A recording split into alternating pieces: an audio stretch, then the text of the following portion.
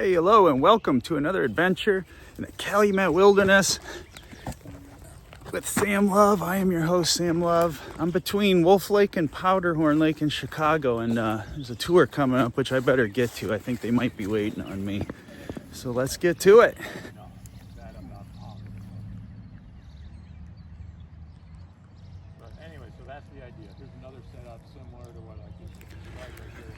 Oh, this project creates a connection between Wolf Lake to the north and Powderhorn Lake to the south here. It's about a half-mile difference. And it allows for a degree of control of water level between the two water bodies while allowing for aquatic life to travel between the two. So really cool stuff.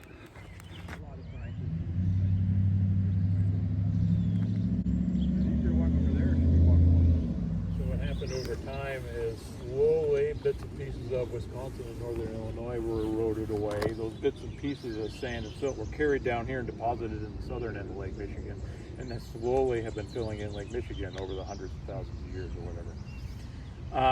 And so this area wasn't really formed around 1,500,000 years ago.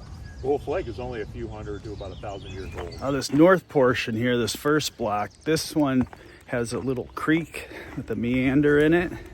And then the second parcel here, the south one, this is more of a pond. So you got a little variation there. Even with these ups and downs, it's still pretty flat. Every once in a while you tend to get blowouts, or there might be a river mouth like the Calumet River, so you get these irregularities in the shoreline. And these irregularities, one of them turned into Wolf Lake. So you didn't get a consistent beach dune and swell pattern set up right there. You get this. And Lake Calumet is sort of the same way. It's sort of an irregularity that as more sediment got washed down, it cut off those. They were initially bays of Lake Michigan, then they got cut off. And so that's where Wolf Lake came from, and that's where Lake Calumet came from, and others like that.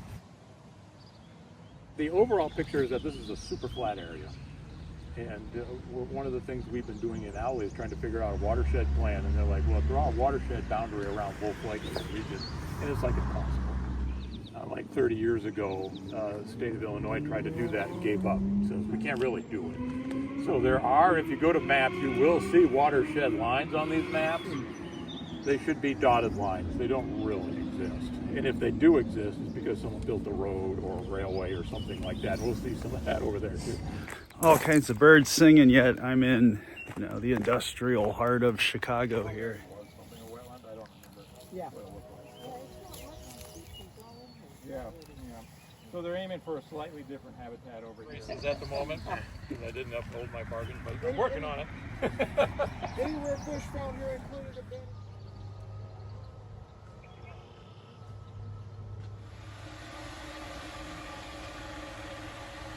We got it's the real edge of Chicago stuff down here. All right, we've got the homes, garages, nature there. And then just beyond the nature is the trailer park, and then it's in Indiana.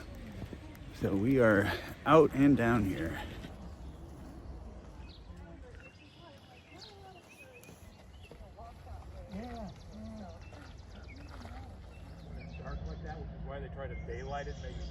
And this is the back horn of Powderhorn Lake. Powderhorn has two parts.